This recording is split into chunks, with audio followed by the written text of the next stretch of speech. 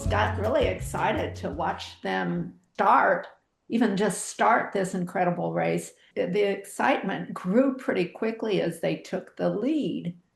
And when they finished first, not only sailors were excited, it was a big deal for women across the nation. Jeanne proved that this is not a one-off success.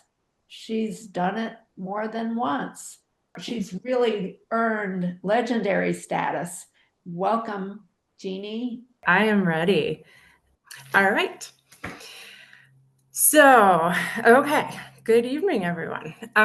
That's quite an intro. Thank you, Debbie, for that. So I've been sailing for about 25 years now, primarily in Boston and Puget Sound. So Boston for the first 5 years of my sailing life, and then met my husband there. And then Puget Sound, we've been here for 20 years in the Pacific Northwest. My husband and I race our beloved custom cold molded cedar boat built in Maine, Lyman Morse, called Gray Wolf. And we're often double handing distance races, but our typical races are 100 miles tops. I've skippered 3 teams now in the race to Alaska, co-skippering the last team with my husband, Evgeny. And I'm gearing up for its sister race, the Washington 360, which is happening in June. Our team name, if you want to follow us, we are a co-ed team. Our team name is Accidental Mullet, because we needed a name that would recognize that we are a team made up of some of the fastest and some of the slowest racers that have done and finished Race to Alaska. So this honors party in the back and business in the front.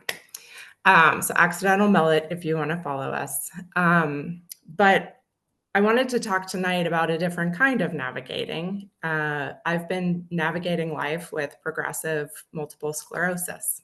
So this is my story.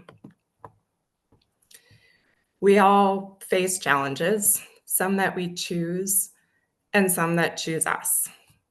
In 2018, I chose to race to Alaska with a team of powerful women, believing that would be the pinnacle of my life challenge. I was on the treadmill of life. I needed to step into uncharted waters, to struggle and to discover my strength. What am I made of when things get tough? Every adventure requires a first step. For me, it was the moment my foot left the dock. 750 miles ahead was Ketchikan. Between us was the treacherous crossing of the Straits of Juan de Fuca, funneling the power of the fetch of an entire Pacific Ocean. Next would come Campbell River, a salty whitewater rafting style adventure that led to Seymour Narrows. There, the currents can run over 10 knots and bus-sized whirlpools threaten to swallow 32-foot boats whole. Then we fight through Johnstone Straits, a large intestine-like passage inside Vancouver Island. There, winds notoriously whip from 5 to 40 knots without warning. When we're spit back out to open water and away from the protections of Vancouver Island, Cape Caution is there to humble us with an appropriate name. And finally, Bella Bella, telling us that we've survived a gauntlet and we're now halfway there. The names of friends battling breast cancer were etched on our mast below.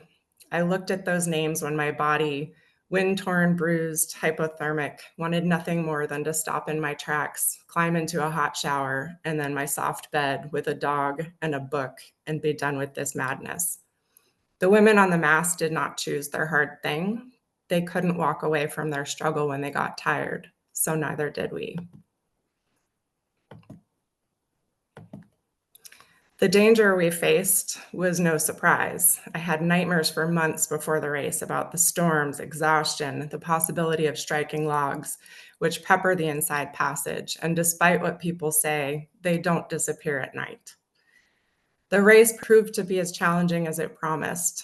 The 5-knot breeze turned into 40-knot squalls, commanding a double-reefed main without warning. Bus-sized whirlpools opened up next to our boat, threatening to swallow us whole. Freeze-dried food, pipe birth beds, and a potty bucket were our only comforts. Okay, that and the second pair of socks that I'd stowed away in a dry bag for the halfway point. Everything was wet, and hypothermia set in. Why am I here? I would want to scream into the dark as we clawed forward for every mile with icy rain driving down, soaking my 5 layers of clothing to the skin, the finish line still hundreds of miles ahead, because I chose this. The race is unsupported, so whatever happened, we needed to be able to save ourselves. A life raft could be our only safety net for hundreds of miles. This became abundantly clear when we struck a log at 2 a.m., 200 miles from civilization. As all of our feet left the deck and my nightmare became reality, the safety of my crew was all I could think of. In this crisis, our first priority was to assess, was anybody hurt? Were we taking on water? Did we need to alert the Coast Guard? In my mind, I inventoried our safety equipment and our medical kit. After we confirmed we weren't sinking, we moved into damage control, taking our sails down and playing it safe until daylight. Ketchikan, Alaska, it had been in my dreams and in my line of sight for so long that arriving there at 1 a.m. against the bright lights of a town which replaced the nights of stargazing disoriented us. Then we saw a lantern swinging, a guiding light in the darkness as Amy's dad navigated us through the last 100 yards of a 750-mile journey. How long is forever? Sometimes just a second.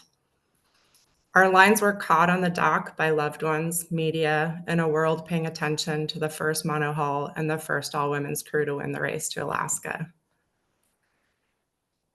MS diagnosis. I collapsed to my knees in my living room as I plunged down the rabbit hole.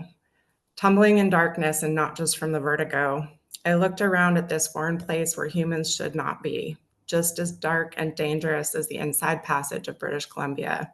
I don't belong here. My body feels strange and I don't recognize myself. I'm suddenly lost in my living room. I didn't choose this. I had no preparation, no offshore medical kit, no life raft. It felt out of control, like a log strike at 2 a.m. Vulnerable, scared, tired. I want it to stop. I feel broken. Why am I here? But I realize this question no longer deserves an answer. The real question is, how would I navigate this journey? This is my life, and I'll choose where to go from here. My safety net and GPS is not within me alone. I navigate my journey with the strength of family and friends and my medical team who've carried me, sometimes quite literally, my husband being one, from my bedroom across the way to this seat that I'm sitting in now to go to work. In the worst of my relapses, this body, is it still as strong as my will? I had to test it to be sure. I had to go back to Ketchikan to see if I could find my new limits. I jumped in with all the limitations of MS, but on my own terms. With me was Team We Break for Whales. A truly successful sailing team gives everything we have for ourselves, for our boat, and for each other. We lean on each other when we need support. The trust we build when we're stripped down to our unvarnished selves with each other builds a bond like no other.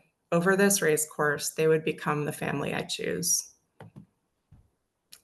As my team wrapped me in ice in Alaska after days of hypothermia because I had overheated, which is horrible for MS, inducing an immediate tongue-tied, brain-fogged, muscle-fatigued, drunken stupor, I realized that I can be strengthened by accepting the support around me.